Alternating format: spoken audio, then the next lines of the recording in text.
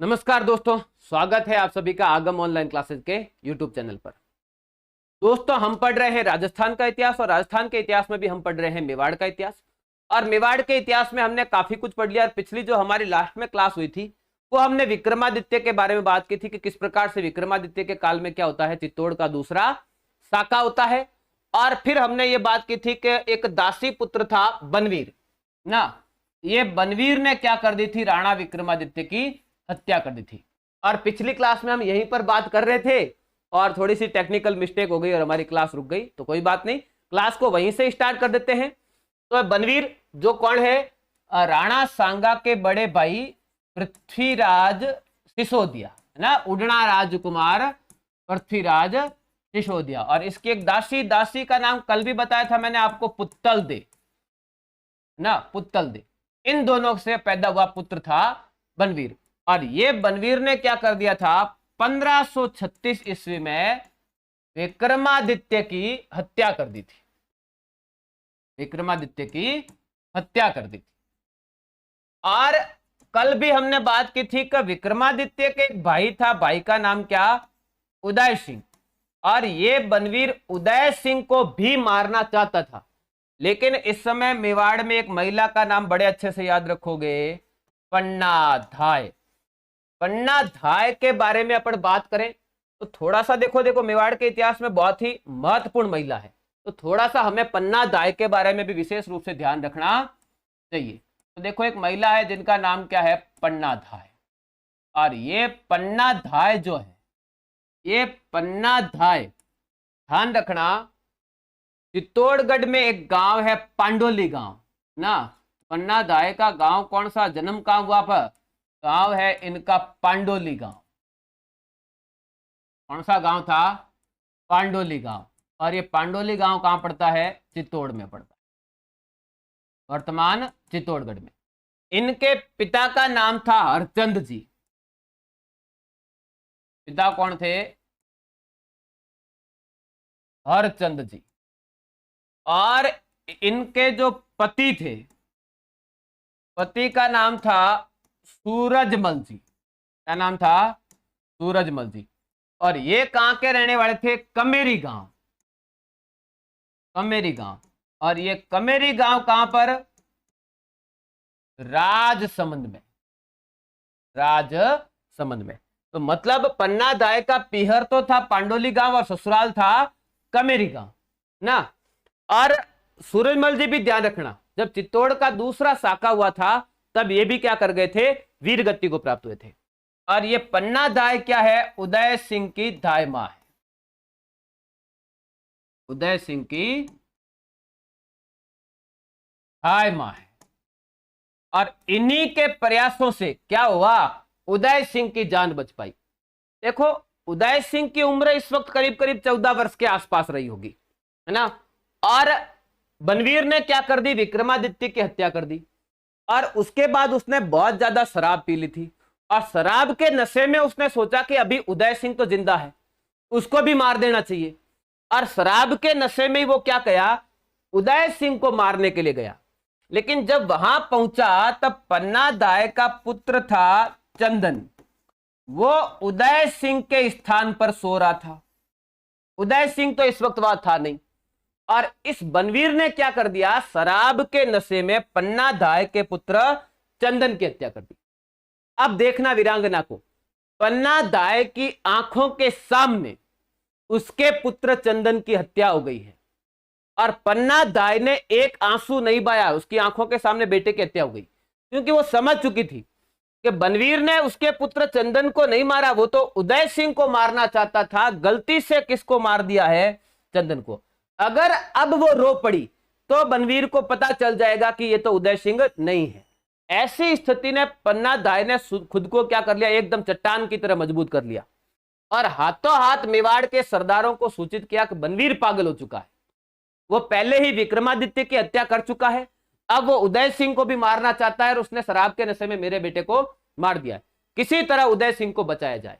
तो ऐसी स्थिति में मेवाड़ी सरदार और पन्नाधाय ने जैसे तैसे क्या कर दिया, उदय सिंह को किले से बाहर निकाल लिया और कहां पहुंचा दिया, उदय सिंह को पहुंचा दिया कुंभलगढ़। कहां पहुंचा दिया? कुंभलगढ़। कुंभलगढ़ जिला राजसमंद। और इस वक्त कुंभलगढ़ का किलेदार था आशाराम देवपुरा। आशाराम देवपुरा, इसके पास पहुंचा दिया। क्लियर ना? इधर क्या हुआ? बनवीर का राज्याभिषेक हो गया। पीछे क्या हो गया? बनवीर ने अपना राज्याभिषेक करवा लिया। और 1536 से लेकर 1540 तक मेवाड़ की अपना चित्तौड़गढ़ की सत्ता कौन संभाल रहा? बनवीर। और इस समय बनवीर ने देखो दो काम किए थे, मैंने आपको कल की क्लास में बताया था कि एक तो इसने चित्तौड़गढ़ में तुळजा भवानी मंदिर का निर्माण करवाया। तुळजा भवानी मंदिर।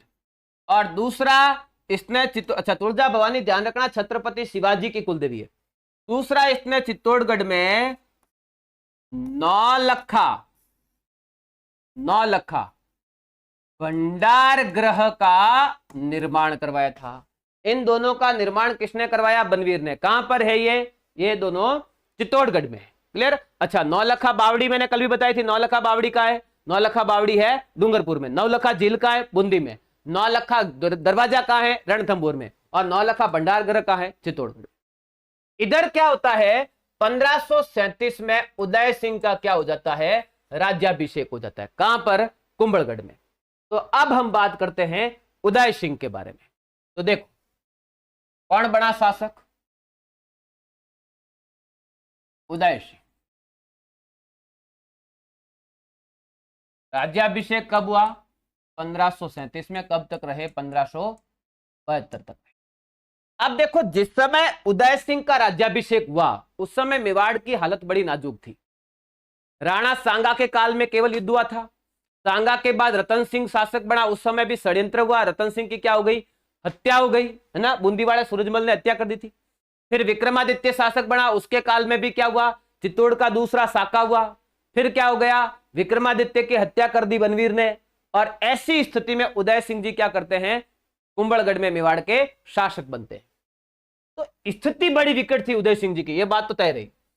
और इन्हीं परिस्थितियों में उदय सिंह जी का क्या होता है? विवाह होता है। अच्छा, थोड़ा सा पहले ध्यान रखो, उदय सिंह जी का जन्म कब हुआ? उदय सिंह का जन्म हुआ 4 अगस्त 1522 ईस्वी को। उदय सिंह जी के पिता कौन हैं? उदय सिंह जी के पिता हैं राणा सांगा। राणा सांगा। और माता कौन है? माता है कर्मावती। और इसी समय 1537 में उदय सिंह जी का क्या होता है? पहला विवाह होता है। इसके साथ? जयवंताबाई के साथ। इसके साथ? जयवंताबाई के साथ। और ये जयवंताबाई कौन है? पाली के ठाकुर अखेराज सोनगरा की पुत्री है। अखेराज सोनगरा की पुत्री है, जो पाली के ठाकुर थे। और ध्यान रखना इस समय अपने मारवाड़ में शासक था राव मालदेव। कौन थे? राव मालदेव। ये अपने कालखंड के बड़े शक्तिशाली शासक थे। और ध्यान रहे कि अखेराज सोनगरा किसके सामंत हैं? मारवाड़ के राजा राव मालदेव के सामंत हैं, सरदार हैं। और अपने समय के ये मजबूत और बड़े सरदार थे, बड़े सामंत थे। इनकी बेटी के साथ उदय सिंह का विवाह हुआ। इस विवाह का उदय सिंह को बड़ा बेनिफिट हुआ। देखो, एक तो क्या होता है, जब आपका विवाह किसी बड़े खानदान में हो जाता है तो उससे क्या होता है? एक तो प्रतिष्ठा में वृद्धि होती है। अखेराज सोनगरा चौहान शाखा से ताल्लुकात रखते हैं, बड़े खानदान में विवाह हुआ था। तो ऐसी स्थिति में क्या हुआ? उदय सिंह की प्रतिष्ठा में वृद्धि हुई। दूसरा, अखेराज सोनगरा अपने कालखंड का शक्तिशाली सामंत था, तो अच्छी खासी सेना थी और विवाह में भी अच्छा खासा दहेज मिला। तो उससे क्या हुआ? उदय सिंह जी की थोड़ी आर्थिक स्थिति भी ठीक हुई। और अखेराज सोनगरा की सैन्य शक्ति भी किसको मिल गई? उदय सिंह जी को। और अखेराज सोनगरा मालदेव जी के क्या है? सामंत है। तो कल को उदय सिंह जी के कोई समस्या आए तो ससुर जी तो हेल्प करने आएंगे, और ससुर जी मालदेव जी से भी तो रिक्वेस्ट कर सकते हैं कि हमारे दामाद जी को थोड़ी प्रॉब्लम है, आप थोड़ा सपोर्ट करो। तो करेंगे ना, स्वाभाविक है ना, बड़े सरदार थे, मुख्य सामंतों में से। तो ऐसी स्थिति में अखेराज सोनगरा की रिक्वेस्ट पर शुरुआत में मालदेव ने भी क्या किया था, उदय सिंह का साथ दिया था। ध्यान रखना, मालदेव और उदय सिंह जी के संबंध शुरुआत में बहुत अच्छे थे, बाद में बिगड़ गए थे। क्यों बिगड़े हम बात करेंगे, है ना। तो शुरुआत में मालदेव ने क्या किया था, उदय सिंह का सहयोग किया था, और इन्हीं के सहयोग से कब 1540 ईस्वी में कौन सा युद्ध लड़ा गया, मावली का युद्ध लड़ा गया, मावली का युद्ध। ये जो मावली का युद्ध है कब हुआ था, 1540 में। किस किस के बीच हुआ, उदय सिंह और बनवीर के बीच, उदय सिंह और बनवीर के बीच, जिसमें क्या हुए, उदय सिंह जी विजयी हुए थे और बनवीर यहां से भाग गया था और गुमनामी में क्या हो गई, इसकी डेथ हो गई। तो इस प्रकार से 1540 में किसने, उदय सिंह ने, किसके सहयोग से, राव मालदेव के सहयोग से। देखो ध्यान रहे, ये बड़ा इंपॉर्टेंट है, राव मालदेव के सहयोग से क्या कर लिया, चित्तौड़गढ़ पर अधिकार कर लिया, चित्तौड़गढ़ पर अधिकार किया। ठीक, तो कहने का मतलब शुरुआत में राव मालदेव और उदय सिंह जी के बीच में संबंध अच्छे थे, लेकिन बाद में ये संबंध अच्छे रहे नहीं, संबंध बिगड़ गए। बिगड़ने का कारण क्या, पाली के पास में एक ठिकाना था खैरवा, और खैरवा के सरदार थे जैत सिंह जी। ये जैत सिंह जी की पुत्री से विवाह को लेकर उदय सिंह और मालदेव के संबंध खराब हो गए थे। जैत सिंह जी ने क्या कर दिया था, अपनी बेटी की, देखो पहले से उनकी एक बेटी थी स्वरूपा देवी, उसका विवाह पहले से मालदेव से हो रखा था। दूसरी एक कन्या थी, उसका विवाह क्या कर दिया इसने, उदय सिंह से कर दिया, और मालदेव जी बताया जाता है उसके साथ भी विवाह करना चाहते थे। तो इस वजह से मालदेव जी क्या हो गए, उदय सिंह जी से नाराज हो गए, और बताया यह जाता है उदय सिंह जी के काल में राव मालदेव ने क्या किया, कुंभलगढ़ पर हमला भी कर दिया था। क्या कर दिया था, कुंभलगढ़ पर हमला भी कर दिया था, लेकिन कोई खास सफलता नहीं मिली, है ना। ठीक है, चलिए आगे बढ़े। अब इधर तो मालदेव के साथ संबंध गड़बड़ हो ही रहे थे, और उधर क्या हुआ, शेर शाह सूरी। कौन, शेर शाह सूरी। उदय सिंह जी के कालखंड में दिल्ली का सुल्तान कौन था, शेर शाह सूरी, और इसी समय शेर शाह सूरी भी अपनी सेनाएं लेकर राजस्थान की ओर बढ़ रहा था। देखो इसी कालखंड की बात है, 1544 में जनवरी 5 जनवरी 1544 को गिरी सुमेल का युद्ध होता है राव मालदेव और शेर शाह सूरी के बीच। तो 1543-44 में शेर शाह सूरी अपनी सेनाएं लेकर किधर, राजस्थान की ओर बढ़ रहा था, और इसी कालखंड में ये जो शेर शाह सूरी है अपनी सेनाएं लेकर पता चला मेवाड़ की ओर भी बढ़ रहा था। अब ऐसी स्थिति में उदय सिंह जी क्या करें ना, उदय सिंह जी को फैसला लेना था, उदय सिंह जी को फैसला लेना था कि अब हम क्या करें, कैसे संभालें। तो उदय सिंह जी देखो बड़े ही समझदार व्यक्ति थे। एक तो ये अपना मनमर्जी नहीं करते थे, हमेशा फैसला अपनी मंत्री परिषद की सलाह से करते थे। ऐसी स्थिति में उदय सिंह जी ने क्या कर लिया, अपने मंत्रिमंडल को बुला लिया। तो देखो भाई शेर शाह सूरी का हमला होने वाला है, ऐसी स्थिति में हमें क्या करना चाहिए। तो एक बार उस समय की स्थिति को देख लो कि हालात क्या है। पहले तो देखो राणा सांगा का काल, राणा सांगा के काल में केवल क्या हुआ, युद्ध ही हुए थे, तो उस समय कोई विशेष आर्थिक उन्नति तो हुए नहीं थी। राणा सांगा के बाद शासक बना रतन सिंह, रतन सिंह के काल में मेवाड़ में षड्यंत्र हुए, रतन सिंह की हत्या हुई। रतन सिंह के बाद शासक बना विक्रमादित्य, और ये विक्रमादित्य के काल में चित्तौड़ का दूसरा शाखा हुआ। फाइनली षड्यंत्र हुआ और विक्रमादित्य की भी क्या हुई, हत्या हुई। कहने का मतलब मेवाड़ की आर्थिक स्थिति बहुत खराब थी। अधिकतर सरदार सामंत जो मेन थे वो सांगा के साथ खानवा के युद्ध में काम आ चुके थे, आर्थिक रूप से भी ठीक नहीं था, और केंद्रीय सत्ता कमजोर होती है तो छोटे मोटे सरदार सामंत भी क्या करते हैं, स्वतंत्र होने की कोशिश करते हैं। इन हालात में एक और हमला, शेरशाह सूरी का बड़ा अटैक। अब उदय सिंह जी क्या करें, युद्ध करें और लड़ते हुए वीरगति को प्राप्त हो जाए, हो सकते थे। और अगर ऐसे ही उदय सिंह को मरने के लिए छोड़ दिया जाए तो फिर पन्ना दाई के बलिदान का क्या होगा, जिसने अपने पुत्र का बलिदान देकर उदय सिंह की रक्षा की है, फिर क्या महत्व रह जाएगा उन बातों का। ऐसे नहीं हो सकता। तो ऐसी स्थिति में मंत्रिमंडल की सलाह थी कि नहीं, हम अब मेवाड़ को इस तरीके से एक और युद्ध में नहीं झोंक सकते, क्योंकि पहले से मेवाड़ की आर्थिक स्थितियां दयनीय है, अपार जानमाल की हानि हो चुकी है। सांगा के काल में कई युद्ध लड़े गए, कई लोग मरे, धन की भी हानि हुई। रतन सिंह और विक्रमादित्य के काल में षड्यंत्र ही हुआ। तो अब एक और युद्ध करके मेवाड़ की जनता को मरने के लिए नहीं छोड़ सकते। कोई ऐसा रास्ता अपनाया जाए कि युद्ध टल जाए। तो ध्यान रखना, उदय सिंह एक बड़े ही चतुर शासक भी थे, डिप्लोमेटिकली बड़े होशियार थे, है ना, कूटनीतिज्ञ थे, है ना। उदय सिंह जी की एक बड़ी विशेषता थी, ये अच्छी कूटनीति भी जानते थे।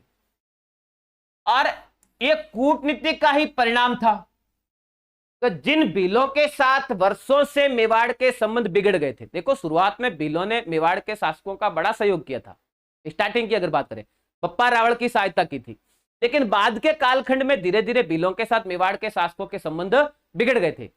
उन संबंधों को वापस सुधारने का श्रेय किसको जाता है, उदय सिंह को जाता है। और इसका बेनिफिट बाद में महाराणा प्रताप को मिला था। हम सब जानते हैं हल्दी घाटी के युद्ध में भीलों ने महाराणा प्रताप की बड़ी सहायता की थी, कारण उदय सिंह था। उदय सिंह ने इसके संबंधों को क्या किया था, वापस ठीक किया था। तो यह भी उदय सिंह की एक कूटनीतिक विजय थी।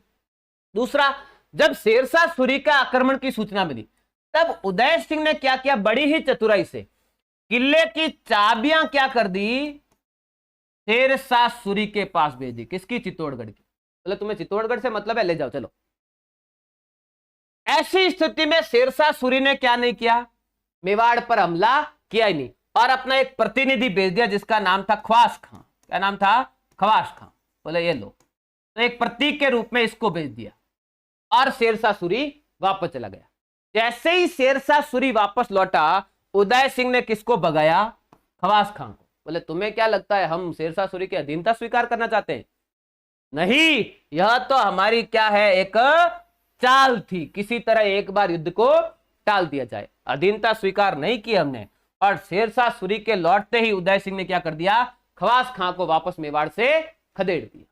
तो इस प्रकार से बड़ी ही चतुराई से उदय सिंह ने क्या किया, शेरशाह सूरी के होने वाले हमले को टाल दिया।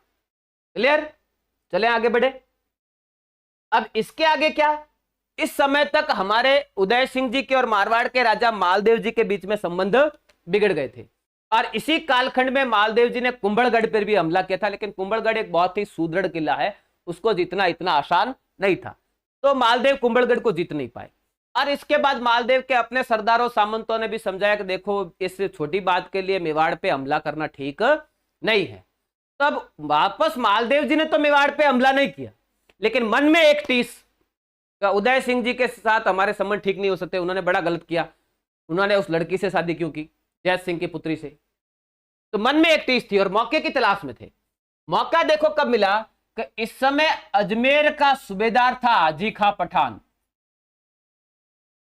अजमेर का सूबेदार कौन था, हाजी खां पठान। ये हाजी खां पठान मेवाड़ पर हमला करना चाहता था। मालदेव जी ने इसे मौका समझा, हाजी खां पठान के कंधे पर क्या की, बंदूक रखी, इसको उकसाया कि ठीक है तू कर मेवाड़ पे हमला, मैं तेरे साथ हूं, मैं तेरे साथ हूं।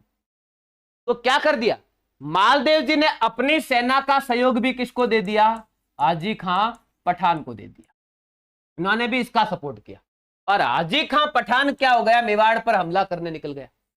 ऐसी स्थिति में देखो मित्रों, एक युद्ध होता है हरमाड़ा का युद्ध। हरमाड़ा का युद्ध, ये हरमाड़ा का युद्ध कब हुआ, ये हरमाड़ा का युद्ध हुआ है 24 जनवरी जनवरी 1557 को किस किस के बीच हुआ? उदय सिंह और हाजी खां पठान के बीच, जिसमें उदय सिंह की क्या हुई? उदय सिंह की हार हो गई। उदय सिंह की क्या हो गई? हार हो गई। हार का कारण क्या? कि हाजी खां पठान के पीछे किसका हाथ था? राव मालदेव का। एक्चुअली आगे हाजी खां पठान लड़ रहा था, पीछे तो राव मालदेव की सेनाएं लड़ रही थी, और उदय सिंह जी को इसका अंदाजा था नहीं, और इसी वजह से इस युद्ध में उदय सिंह की क्या हो गई थी? हार हो गई थी। अच्छा, इसके बीच में और एक युद्ध ध्यान रखना, एक युद्ध और होता है इसी कालखंड में, जैसाणा का युद्ध। जैसाणा का युद्ध, ये जैसाणा का युद्ध हुआ था, बता दो आपको, 1555 में। जैसाणा का युद्ध किस किस के बीच हुआ था और क्यों हुआ था? तो थोड़ा सा ध्यान दे देना। इस समय जो वागड़ था ना, राणा सांगा के काल में, राणा सांगा के काल में वागड़ का शासक था उदय सिंह, और उदय सिंह ने वागड़ को दो भागों में बांट दिया था अपने पुत्रों में, एक हो गया डूंगरपुर और एक हो गया बांसवाड़ा। और इस वक्त डूंगरपुर का शासक था आशकर्ण। डूंगरपुर का शासक कौन था? आशकर्ण। और ये आशकर्ण ने क्या कर लिया था? स्वतंत्र होने की कोशिश कर ली थी, स्वतंत्र होने की कोशिश की थी। इसलिए 1555 में उदय सिंह ने सेना देकर अपने बड़े बेटे प्रताप को भेजा, महाराणा प्रताप को भेजा। ये महाराणा प्रताप ने जैसाणा के युद्ध में डूंगरपुर के शासक आशकर्ण को परास्त किया। तो ध्यान रहे, ये जैसाणा का युद्ध किस किस के बीच हुआ? उदय सिंह और आशकर्ण के बीच में। प्रताप सेनापति था, उदय सिंह का सेनापति था। क्लियर है बात? चलो ठीक है। अब देखो, इसी कालखंड में तेज गति से क्या हो रही थी? दिल्ली में परिवर्तन हो रहा था। 1556 में हुमायूं की डेथ हो चुकी थी, और 1556 में पानीपत का दूसरा युद्ध लड़ा गया, जिसमें अकबर विजयी हुआ और हेमू विक्रमादित्य लड़ते हुए वीर गति को प्राप्त हो गया। और अकबर एक बहुत ही महत्वाकांक्षी शासक था, और शासक बनते ही उदय सिंह को यह दिमाग में अच्छी तरह से था कि जो चित्तौड़गढ़ है इसमें थोड़ी सी, देखो वैसे चित्तौड़गढ़ बड़ा सुदृढ़ दुर्ग है, लेकिन एक बड़ी समस्या भी है। क्या समस्या है? थोड़ा सा समझिए। चित्तौड़गढ़ दुर्ग की जो स्थिति अवस्थिति है ना, उसको थोड़ा समझिए।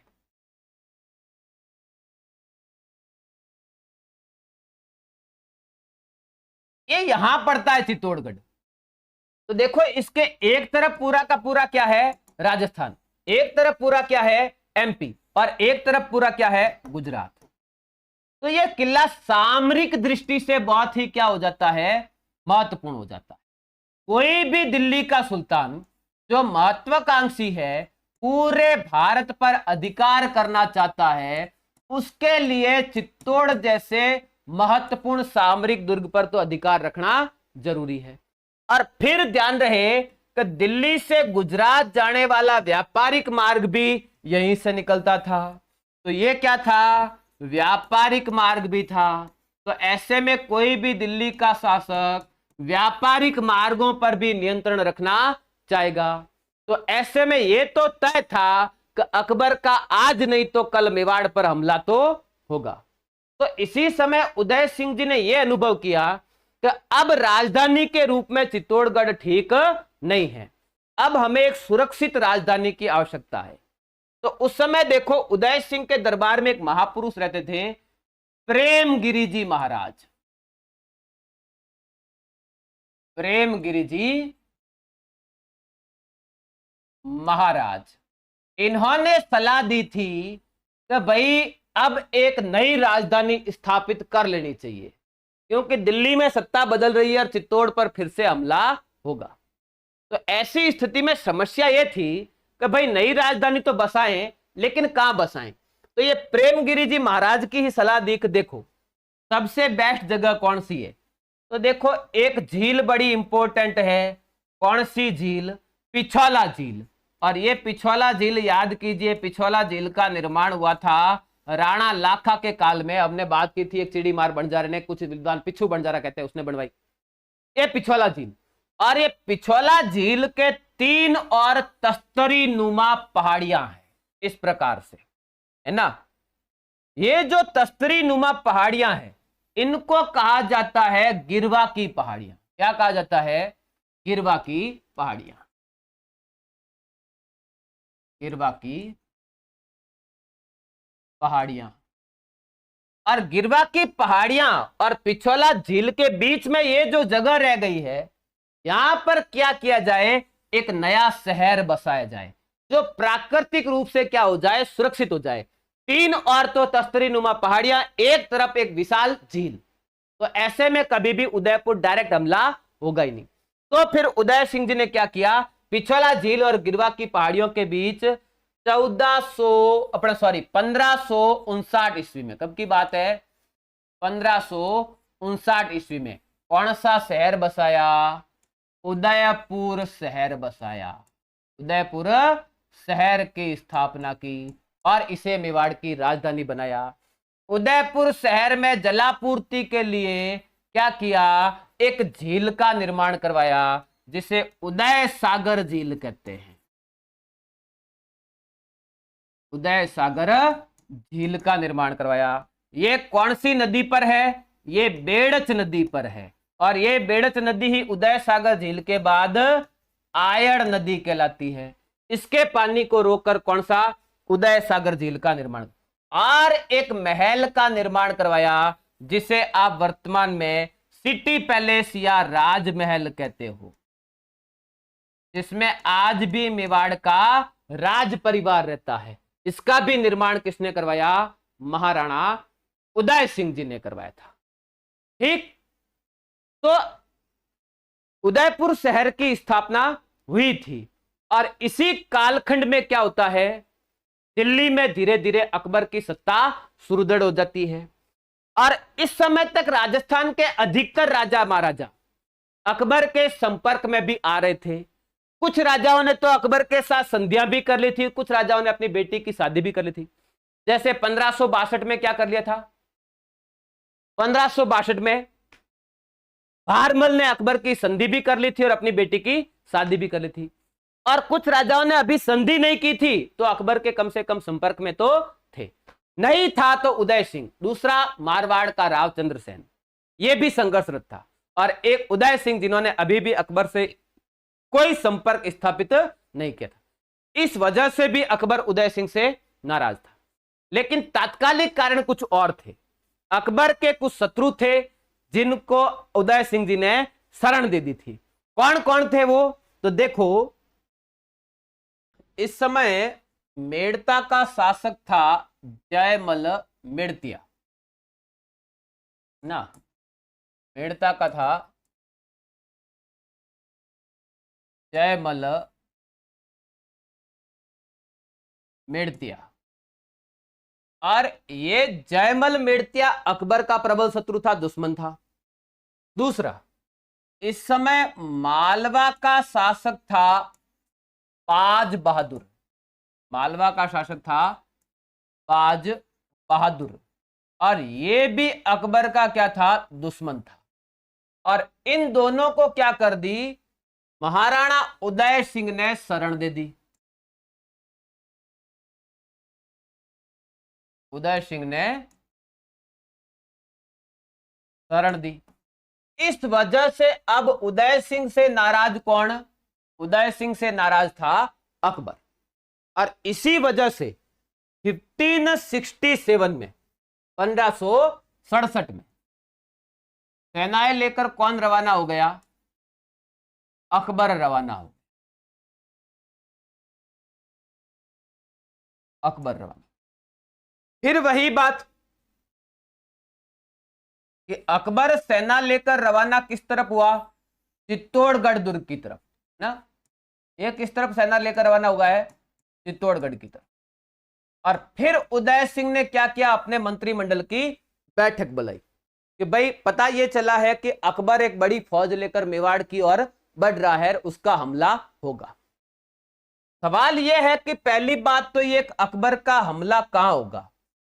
अकबर का हमला चित्तौड़गढ़ होगा या नव स्थापित राजधानी उदयपुर पर होगा ना। भाई उदयपुर की स्थापना कब हुई? 1559 में, हमने बात की अभी थोड़ी देर पहले। तो ऐसी स्थिति में बड़ा सवाल यह है कि अकबर का हमला चित्तौड़गढ़ पर होगा या उदयपुर पर होगा। तो अब चित्तौड़गढ़ दुर्ग की रक्षा कौन करे और उदयपुर की रक्षा कौन करे? तो मंत्रिमंडल की बैठक में निर्णय यह हुआ कि उदय सिंह क्या करेगा, सपरिवार दुर्ग से बाहर निकलेगा और सबसे पहले क्या करेगा, दुर्ग से बाहर निकल के अपने परिवार को सुरक्षित स्थान पर पहुंचाएगा। फिर उदयपुर की रक्षा का भार किसको सौंपा जाएगा? उदय सिंह को सौंपा जाएगा। उदय सिंह को ही क्यों सौंपा जाएगा? उदय सिंह चित्तौड़गढ़ में क्यों न रहे और उदयपुर की रक्षा करने के लिए कोई और क्यों न जाए? तो देखो, हमने थोड़ी देर पहले बात की कि ये जो उदयपुर शहर है इसके आसपास में कौन सी पहाड़ियां? गिरवा की पहाड़ियां। और ये गिरवा का पहाड़ियों का जो क्षेत्र है वो भीलों का क्षेत्र है और भीलों के साथ अच्छे संबंध किसके हैं? उदय सिंह के हैं। उदय सिंह क्या कर सकता है? इन भीलों को संगठित करके उदयपुर और मेवाड़ की रक्षा कर सकता है। इसलिए उदयपुर और गिरवा के क्षेत्र में कौन जाएगा? उदय सिंह जाएगा। तो फिर चित्तौड़गढ़ दुर्ग की रक्षा कौन करेंगे? चित्तौड़गढ़ दुर्ग की रक्षा करेंगे जयमल जी, मेड़ता वाले। कौन करेंगे? जयमल जी। और इनका सहयोग करने के लिए इनके बहनोई साथ में रहेंगे, फत्ता सिसोदिया। फत्ता सिसोदिया ये क्या करेंगे? इस दुर्ग की रक्षा करेंगे। तो इसी प्लान के तहत उदय सिंह जी को क्या कर दिया गया? किले से बाहर भेज दिया गया और दुर्ग का नेतृत्व किसको सौंप दिया? जयमल और उनके बहनोई फत्ता सिसोदिया। चलिए, प्लान के अनुसार सब कुछ ठीक चल रहा था। अच्छा, एक बात और बता दूं, मैंने आपको शुरुआत में कहा था कि उदय सिंह जी बड़े उदार थे। तो इसी कालखंड में उदय सिंह जी ने क्या कर दिया था? चित्तौड़गढ़ के आसपास करीब करीब गांवों में 30,000 लोग रहते थे। ये 30,000 जनसंख्या को उदय सिंह जी ने क्या कर लिया? जैसे ही अकबर के आक्रमण की सूचना मिली, इनको भी चित्तौड़गढ़ दुर्ग में बुला लिया। अब देखो, किले के अंदर एक साथ 30,000 जनसंख्या आई थी। 150 लोगों की बारात आती है तो हमें खाना खिलाना भारी पड़ जाता है। 30,000 की नई पॉपुलेशन, आप समझ सकते हैं कि किस प्रकार से अब दुर्ग के अंदर तेज गति से राशन भी खत्म होने वाला था ना। तो ऐसे में लग रहा था कि भाई दुर्ग का पतन तो हो जाएगा। तो इसीलिए उदय सिंह को बाहर भेज दिया। दुर्ग का नेतृत्व किसको सौंप दिया? जयमल और फत्ता को। अब क्या कर लिया अकबर ने? क्या कर लिया? चित्तौड़ दुर्ग का घेरा डाल लिया। बड़ी कोशिशें की अकबर ने, लेकिन अकबर को कोई खास सफलता मिली नहीं। ऐसी स्थिति में अच्छा, अकबर क्या कर रहा था? तोपों से हमला कर रहा था, लेकिन वो तोपें भी क्या नहीं कर पा रही थी? चित्तौड़गढ़ दुर्ग तक पहुंच नहीं पा रही थी। चित्तौड़गढ़ का किला बहुत ही सुदृढ़ और ऊंचाई पर है, मेसा के पठार पर। इसकी ऊंचाई करीब करीब 620 मीटर है। कितनी ऊंचाई है? 620 मीटर की ऊंचाई पर है। कौन से पठार पर? मेसा के पठार पर ना, ये मेसा का पठार कहलाता है। तो ऐसी स्थिति में अकबर ने क्या किया? अकबर ने दुर्ग के समानांतर आने के लिए एक पाशीब का निर्माण करवाया। इसका निर्माण करवाया, पाशीब का निर्माण। पाशीब एक मिट्टी का ढेर टाइप ढेर, अकबर ने तो पूरा का पूरा एक पहाड़ बनवा दिया, यूं समझो। और जिसने यहां पर काम किया, अकबर ने उसको एक एक सोने की मोहर दी। इसलिए इस पाशीब को क्या कहते हैं? मोहर मगरी कहते हैं। वर्तमान में क्या कहते हैं? मोहर मगरी। और इसी पर खड़े होकर अकबर ने क्या किया? इस दुर्ग पर तोपों से हमले किए, लेकिन फिर भी राजपूतों ने धैर्य बनाए रखा, कोई खास फर्क नहीं पड़ा। तो अब अकबर परेशान हो गया था और कोशिशें की, तोपें भी के गोले भी दाग कर देख लिया, कोई खास सफलता मिली नहीं। अब अकबर दुर्ग के पास पहुंचना चाहता था, लेकिन अगर सैनिक पास में जाए तो अंदर से तीर भाले छोड़े जा रहे थे। तो ऐसे में अकबर ने क्या किया? अकबर ने दुर्ग के पास पहुंचने के लिए इस प्रकार से सुरंग की तरह सुरंग बना दी, जिसको कहते हैं साबात। क्या कहते हैं? साबात। तो अकबर ने क्या किया? दुर्ग के पास पहुंचने के लिए साबातों का निर्माण करवाया और इनके ऊपर सुरंग की तरह सुरंग होती है और उसके ऊपर चमड़ा वगैरह लगा दिया जाता है ताकि अंदर से सैनिक जाए तो प्रभाव न पड़े। और इन साबातों के माध्यम से क्या कर दिया गया? दुर्ग के परकोटे में यहां पर करीब करीब 160 टन बारूद बिछाया गया। 160 टन बारूद बिछा दिया गया। यह काम किसने किया? अकबर ने। और एक साथ इस बारूद को उड़ाया गया, जिससे दुर्ग की एक दीवार क्या हो गई? क्षतिग्रस्त हो गई।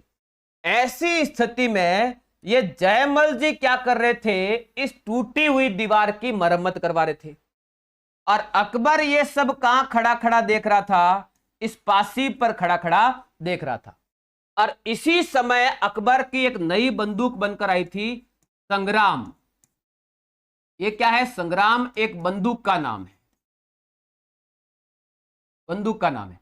और इसी संग्राम नाम की बंदूक से अकबर ने किसको टारगेट किया? जयमल जी को टारगेट किया। और जयमल जी के दोनों पैरों में क्या हो गई? गोलियां लग गई। जयमल जी के घायल होते ही राजपूत आवेश में आ गए और दुर्ग के द्वार खोल दिए।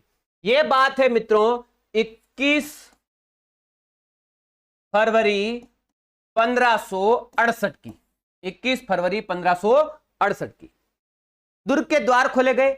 यहीं पर जयमल जी के भतीजे मौजूद थे, कल्ला जी राठौड़। ये नाम भी ध्यान रखो, वीर कल्ला जी राठौड़। ये कल्ला जी राठौड़ ने क्या किया? देखो, थोड़ा सा ध्यान दो, एक बार फिर से देख लेते हैं।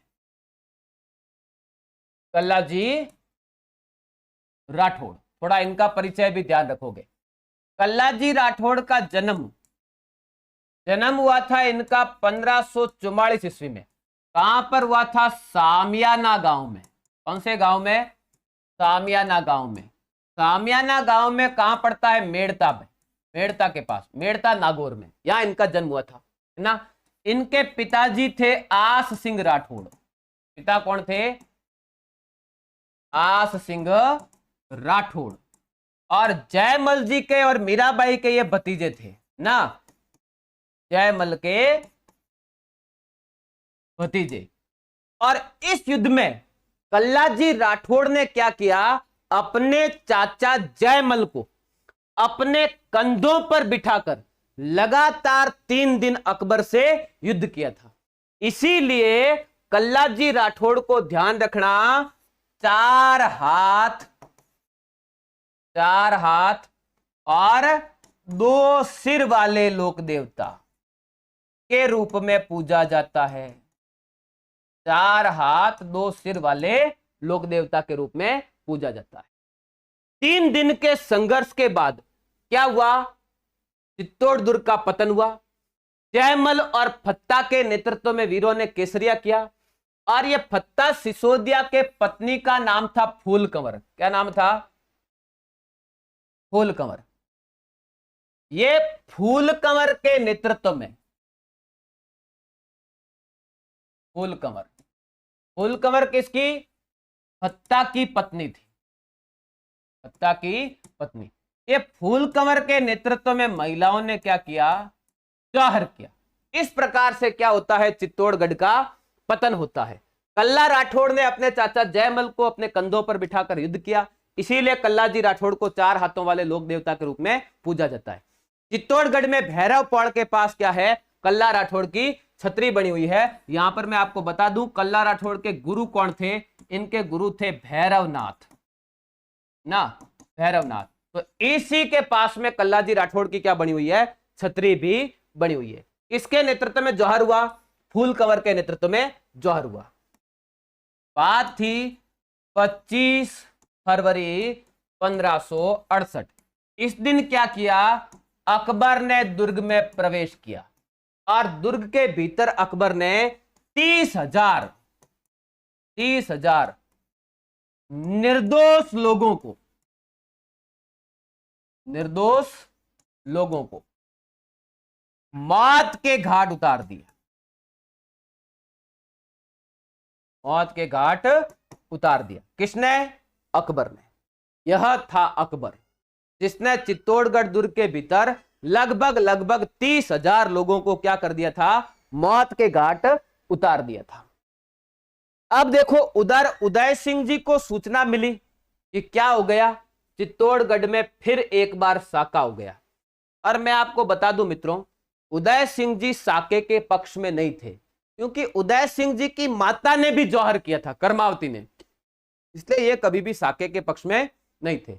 जैसे ही उदय सिंह जी को सूचना मिली कि अकबर का हमला हुआ और चित्तौड़गढ़ में भी क्या हो गया, साका हो गया, इस धक्के को उदय सिंह जी बर्दाश्त न कर सके। और इस समय उदय सिंह जी थे गोगुंदा में। कहां पर थे? गोगुंदा में। और उदय सिंह जी को जैसे ही सूचना मिली कि क्या हुआ, चित्तौड़ में साका हुआ, उदय सिंह जी का दिल बैठ गया और बेड पर आ गए, बीमार हो गए थे और वापस उठ ही नहीं पाए। और इसी अवस्था में उदय सिंह जी की क्या होती है, गोगुंदा में क्या होती है, मृत्यु हो जाती है। एक महान शासक था, उदार शासक था, बड़ा ही अच्छा शासक था, प्रजा हितैषी शासक था, प्रजा का रक्षक था, लेकिन इतिहासकारों ने उदय सिंह का मूल्यांकन बड़े ही अजीब ढंग से किया। कर्नल जेम्स टॉड ने तो यहां तक लिख दिया कि यदि राणा सांगा और प्रताप के बीच उदय सिंह न होता तो संभवतः मेवाड़ का इतिहास और भी उज्जवल होता। एक बार उदय सिंह को ठीक से समझो, ये किन परिस्थितियों में राजा बनता है, किन परिस्थितियों में शासन संभालता है, किन परिस्थितियों में शेरशाह सूरी का हमला होता है और किन परिस्थितियों में अकबर का हमला होता है। लिखने वालों ने यहां तक लिख दिया कि उदय सिंह क्या कर गया, जब अकबर का हमला हुआ तब कह रहे हैं कि ये चित्तौड़गढ़ छोड़कर भाग गया। अरे भाई कहां भाग गया? उदयपुर गया है ना, गिरवा की पहाड़ियों में, देश थोड़ी छोड़ के भाग गया था। और अगर उदय सिंह कायर होता तो चलो कोई बात नहीं, 1567 के साके के बाद में अकबर की अधीनता स्वीकार कर लेता। चलो उस समय नहीं की, 1570 में राजस्थान के अधिकतर राजपूत राजाओं ने अकबर की अधीनता स्वीकार की और लगभग सभी राजपूत राजा नागौर दरबार में उपस्थित हुए, एकमात्र उदय सिंह नहीं हुआ। इवन रावचंद्र सेन भी नागौर दरबार में उपस्थित हुआ था, बात नहीं बनी, वापस चला गया, यह अलग बात है, उपस्थित तो हुआ था। एकमात्र उदय सिंह अकेला राजपूत है जो अकबर के नागौर दरबार में उपस्थित नहीं हुआ। जब सभी हो गए थे, कुछ ने तो अपनी बेटियां भी अकबर के साथ शादी कर दी थी, तो फिर ये कायर था तो ये भी चला जाता। ये अकेला राजपूत है जो नहीं गया है, ये अकेला राजपूत है उस समय जो अंतिम समय तक लड़ता रहा और बाद में इसके बेटे पोते भी लड़ते रहे। तो फिर उदय सिंह को कायर कैसे कहा जा सकता है? कायर तब कहते जब उदय सिंह क्या कर जाता, देश छोड़कर भाग गया होता। अरे ये गिरवा ही तो गया, गिरवा में नई राजधानी उदयपुर है, उसकी सुरक्षा भी तो करनी है।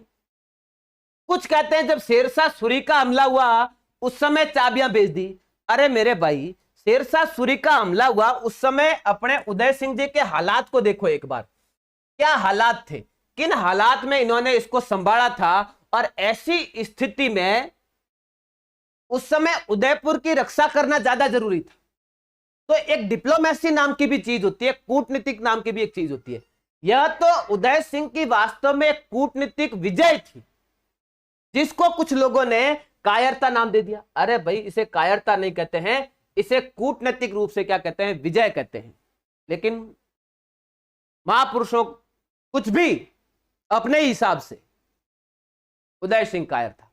पहले उदय सिंह के कालखंड को ठीक से समझो कि क्या किया उदय सिंह ने और किस प्रकार से मेवाड़ को सुदृढ़ किया और उदयपुर जैसे महत्वपूर्ण शहर की स्थापना करके एक नई राजधानी के रूप में स्थापित किया। किस प्रकार से वापस मेवाड़ को आर्थिक रूप से सुदृढ़ किया है, किस प्रकार से वापस जो सामंत सिर उठा रहे थे उनको कंट्रोल किया है, और किस प्रकार से फिर मुगलों के और शेरशाह सूरी के हमलों को भी झेला है, अकबर के हमलों को झेला है। उस समय दूसरा राजस्थान में कोई नहीं था जो अकबर के हमले झेल रहा था। मारवाड़ में चंद्रसेन संघर्ष जरूर कर रहा था, बाकी तो अधिकतर तो नागौर दरबार में उपस्थित हो गए थे। एक अकेला उदय सिंह नागौर दरबार में उपस्थित नहीं हुआ। फाइनली बात है 28 फरवरी 1572 की। यहां गोगुंदा में उदय सिंह जी की क्या होती है, मृत्यु होती है। अब यहां एक विषय और इंपॉर्टेंट है कि उदय सिंह का उत्तराधिकारी। तो देखो, उदय सिंह के वैसे तो कई सारे पुत्र थे, लेकिन 3 का नाम इंपॉर्टेंट है। सबसे बड़े बेटे का नाम था प्रताप, दूसरे नंबर के बेटे का नाम था शक्ति सिंह और तीसरे नंबर के बेटे का नाम था जगमाल। अब इस समय उत्तराधिकारी कौन बना, क्यों बना, उदय सिंह ने अपने छोटे बेटे जगमाल को उत्तराधिकारी बनाया, तो क्यों बनाया, और प्रताप फिर राजा कैसे बना, ये एक पूरी की पूरी अलग एक कहानी है ना। इसे महलों की क्रांति भी कहते हैं। क्या हालात बन गए कि उदय सिंह को अपने प्रताप जैसे योग्य पुत्र को छोड़कर जगमाल को उत्तराधिकारी घोषित करना पड़ा। और इस पूरे कांड में जगमाल की माता धीरबाई की क्या भूमिका थी। क्या उदय सिंह जी इतने कमजोर थे कि अपनी एक रानी के कहने पर छोटे बेटे को राजा बना दे? मुझे ऐसा प्रतीत नहीं होता है। तो इसकी असलियत क्या है, सच्चाई क्या है, यह तो हम कल की क्लास में जान पाएंगे। बाकी बात करेंगे कल। आज के लिए इतना ही। क्लास अगर अच्छी लगी हो, जानकारी अच्छी लगी हो, तो क्लास को शेयर जरूर करें, चैनल को सब्सक्राइब जरूर करें। बाकी आपका अपना सुमेर सिंह राजपुरोहित। धन्यवाद। Thank you.